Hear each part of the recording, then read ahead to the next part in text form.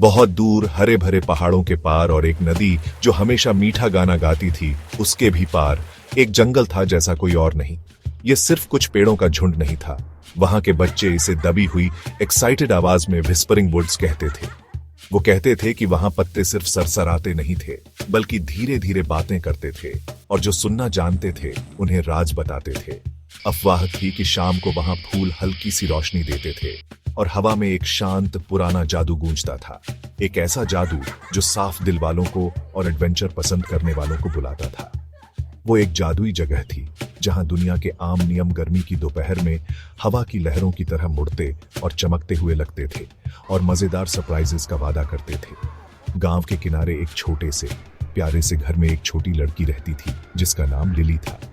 Lily दूसरे बच्चों जैसी नहीं थी जो अपने बागीचों में जाने पहचाने खेल खेल कर खुश रहते थे। उसके दिल में बहुत सारी क्यूरियोसिटी थी। उसकी आत्मा एडवेंचर के लिए तरसती थी और उसकी आंखें हमेशा दूर कहीं कुछ अद्भुत चीज ढूंढती रहती थी। वो घंटों हवा को सुनती, सोचती कि वो दूर देशों से क्या कहानियां लाती है, और वो अक्सर सोचती थी कि बादल बड़े बड़े फ्लफी भेड़ हैं जो एक अंतहीन नीले मैदान में चल रहे हैं।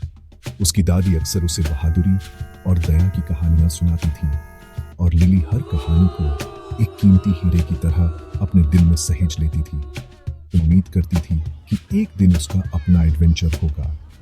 एक धूप वाली सुबह जब लिली अपनी माँ की गेंदे के फूलों को पानी देने में मदद कर रही थी, उसने कुछ बड़े बच्चों को विस्परिंग वुड्स के बारे में बात करते हुए सुना। उनकी आवाजों में डर और एक्साइटमेंट मिला हुआ था।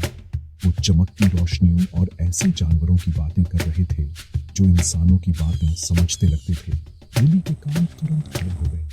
विस्परिंग वुड्स नाम ही एक इनविटेशन जैसा लग रहा था।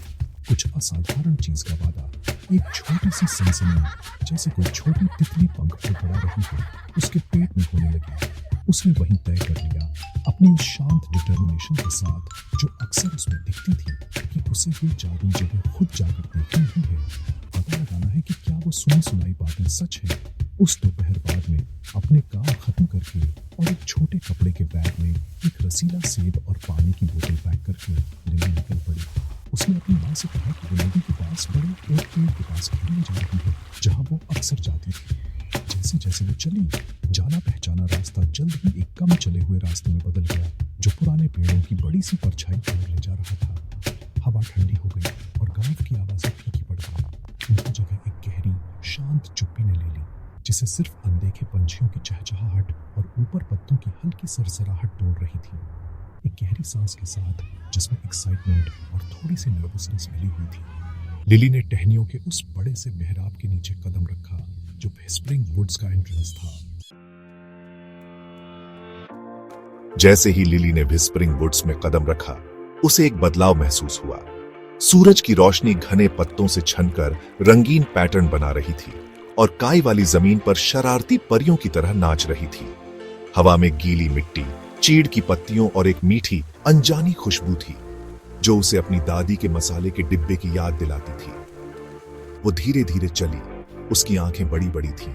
वो हरे और भूरे रंगों को, अजीब आकार की जड़ों को जो सोए हुए ड्रैगन जैसी दिखती थीं, और उन फूलों को देख रही थी जिनमें अंदर से रोशनी आती हुई लग रही थी। अचानक उसके ठीक सामने एक झाड़ीदार पूंछ हिली और एक छोटी लाल भूरी गिलहरी पेड़ के तने से नीचे उतरी और ठीक उसके रास्ते में रुक गई। उसने अपना सिर टेढ़ा किया। उसकी काली आंखें एक अजीब सी समझदारी से चमक रही थी। अरे नमस्ते छोटी बच्ची, गिलहरी ने कहा। उसकी आवाज हैरानी की बात है एकदम साफ थी, जैसे छोटी घंटियां बज रही हो। लिली की सांस रुक गई। उसका हाथ उसके मुंह पर चला गया, डर से नहीं बल्कि बहुत ज्यादा हैरानी से। एक बोलने वाली गिलहरी, ये सच था। तुम यहाँ नई आई हो, गिलहरी ने अपनी नाक सिकोड़ते हुए कहा। मैं स्क्वीकी हूँ, हमारे जंगल में तुम्हारा स्वागत है। बहुत कम इंसान बच्चे इतनी दूर आते हैं, तुम्हें पता है। ज्यादातर अपने शोर वाले खेलों में इतने बिजी रहते हैं कि पेड़ों की फुसफुसाहट या हवा के गाने नहीं सुनते। तुमसे मिलकर खुशी हुई जो जिंदगी के शांत और जादुई पहलू को समझती है।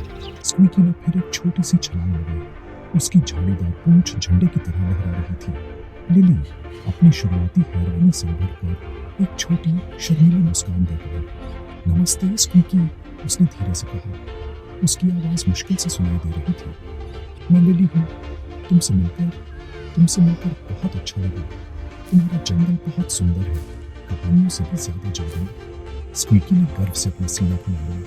अरे ये तो बस शुरुआत है, देखने के लिए बहुत सारे अजूबे हैं। हमारे पास ऐसी नदियाँ हैं जो लहरें गाती हैं, और ऐसे पेड़ हैं जो पुरानी कहानियाँ सुनाते हैं। अगर तुम दयालु और रिस्पेक्टफुल रहोगे तो जंगल अपनी राज तुम्हारे साथ शेयर करेगा। चमकते कंकर वाले रास्ते पर चलो। वो ओल्ड हुड के पास जाता है जो इस जंगल में सबसे ज्यादा जानता है। उसके पास तुम जैसे क्यूरियस विजिटर के लिए कुछ क्या हो सकता है। स्क्वीकी को धन्यवाद देकर लिली उसके बताए रास्ते पर चली। उसका दिल उम्मीद से ढाक रहा था। जल्द ही एक शानदार पुरानी ओक पेड़ के सामने खड़ी थी, जिसकी टहनी में स्वागत करने वाले बाहों की तरह फैली हुई थी। एक मजबूत टहनी पर एक बड़ा उल्लू बैठा था, जिसके पंख शाम के रंग के थे और बड़ी बड़ी सुनहरी आंखें थी जो सीधे उसकी आत्मा में देखती हुई लग रही थी। वो जानती थी और उठी हुई स्वागत है नन्ही खोजी। उन्होंने हूँ किया। उसकी आवाज गहरी और गूंजने वाली थी। स्क्वीकी ने मुझे बताया कि तुम यहाँ से गुजर सकते हो। हम अक्सर इतने बड़े और सुनने वाले कानों वाला इंसान बच्चा नहीं देखते। मुझे बताओ नन्ही लिली, तुम हमारे इस छोटे से घर में क्यों आई? उसकी नजर दयालु थी, फिर भी फटने वाली, जिससे लिली को लगा कि वो उसे समझ गया है।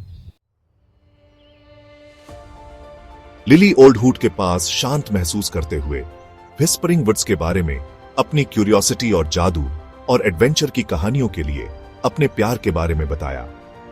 उसने कुछ सच में अद्भुत देखने की अपनी इच्छा के बारे में बताया, कुछ ऐसा जिससे उसका दिल खुशी से झूम उठे। ओल्ड हुड ने शांति से सुना। उसका सिर थोड़ा झुका हुआ था। उसकी सुनहरी आंखें लिली पर से नहीं हटी। जब उसने बात खत्म की तो उसने धीरे से पलकें झपकाईं। सबसे बड़े अजूबे प्यारी बच्ची, उसने धीरे से हूहू किया।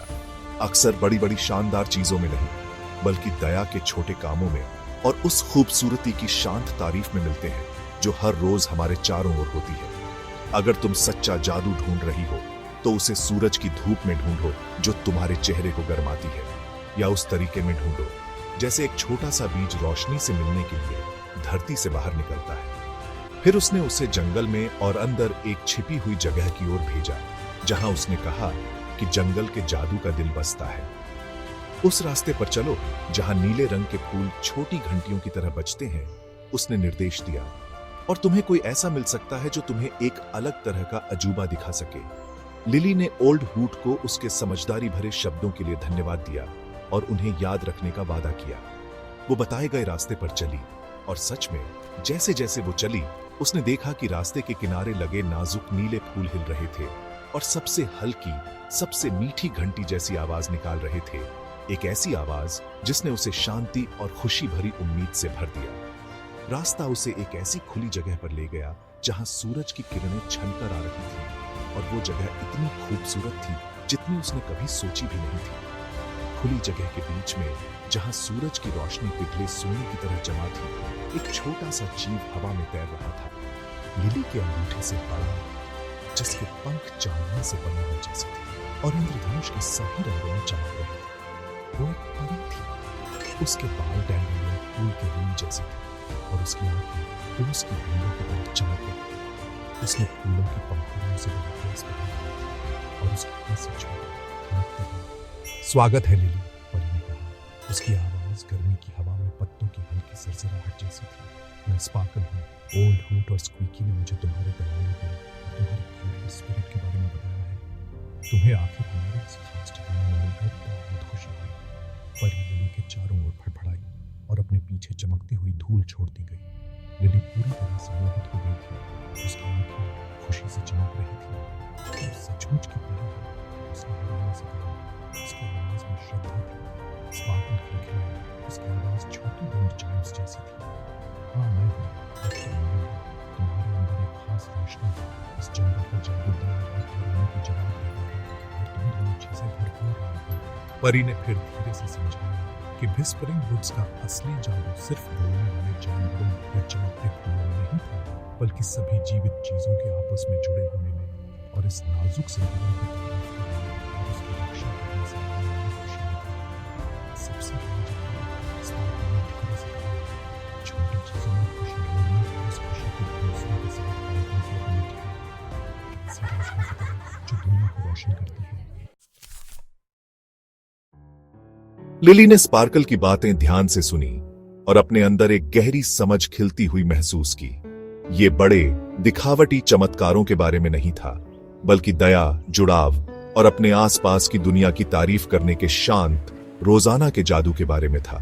उसे एहसास हुआ कि वो बाहर कुछ शानदार ढूंढ रही थी, जबकि एक अलग तरह का जादू, एक शांत लेकिन ज्यादा मीनिंगफुल जादू पहले से ही उसकी पहुंच में और उसके चारों ओर था, बस देखे जाने का इंतजार कर रहा था। उसने स्पार्कल को तहे दिल से धन्यवाद दिया। उसकी आवाज सच्ची कृतज्ञता से भरी थी। परी मुस्कुराई, एक चमकदार, गर्मजोशी भरी मुस्कान, जिससे लिली को लगा कि उसे प्यार और समझा गया है। जानवर, स्क्वीकी और यहां तक कि ओल्ड हूट, जो चुपचाप आ गया था, चारों ओर जमा हो गए। उनकी मौजूदगी एक सुकून देने वाली हामी थी। जैसे जैसे दोपहर का सूरज नीचे जाने लगा, पेड़ों के बीच से लंबी हल्की परछाइयां पड़ने लगीं। लिली जान गई कि घर लौटने का समय हो गया है। उसने स्पार्कल, स्क्वीकी और ओल्ड हूट को अलविदा कहा। दोबारा आने और सीखे हुए सबक हमेशा याद रखने का वादा किया। विस्परिंग वुड्स से वापस जाते हुए हर कदम के साथ जाने पहचाने रास्ते अलग, ज्यादा जीवंत लग रहे थे। उसने एक तितली के पंख पर बने सुंदर पैटर्न देखे, महसूस किया कि काई उसकी उंगलियों के नीचे कितनी नरम और ठंडी है, और झींगुरों की आवाज में एक धुन सुनी। जंगल अब सिर्फ जादू ही नहीं लग रहा था, वो एक प्यारे दोस्त जैसा लग रहा था, जिंदगी और प्यारे राजों से भरा हुआ।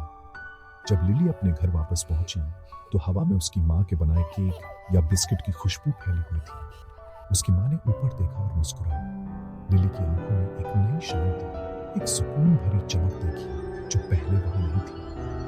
लगता है तुम्हारी दोपहर बहुत अच्छी बीती बेटा, उसने प्यार से कहा। लिली बस वापस मुस्कुराई, एक समझदारी भरी हल्की सी मुस्कान। उसने बोलने वाले गिले चमकती परियों के बारे में कुछ नहीं कहा, क्योंकि वो समझ गई थी कि कुछ अनुभव दिल में कीमती राज की तरह सबसे अच्छे रखे जाते हैं। उनका जादू आम शब्दों के लिए बहुत नाजुक होता है। वो जानती थी कि उसके एडवेंचर का असली मतलब उन शानदार जीवन में नहीं, बल्कि उस गहरी समझ में था जो उन्होंने उसके साथ शेयर की थी। उस रात जब लिली अपने बिस्तर पर लेटी खिड़की के बाहर टिमटिमाते तारों को देख रही थी, उसने दिन के एडवेंचर को अपने मन में दोबारा जगाया। स्प्रिंग वुड्स सचमुच जादू ही था, लेकिन सबसे बड़ा जादू वो अब जानती थी, खोज की खुशी, नई दोस्ती का अपनापन और हर छोटी चीज में खूबसूरती की तारीफ करने की सीधी सादी गहरी समझ थी। उसने खुद से वादा किया कि वो हमेशा परी का सबक अपने दिल में रखेगी। रोजमर्रा की चीजों में जादू ढूंढना, सभी जीवों के प्रति दयालु होना और अपने आसपास की अद्भुत दुनिया को प्यार करना। और वो जानती थी एक शांत यकीन के साथ कि उसके एडवेंचर्स तो अभी शुरू हुए हैं, क्योंकि दुनिया उन लोगों के लिए अजूबों से भरी है जिनके दिल में क्यूरियोसिटी और आंखें खुली हो।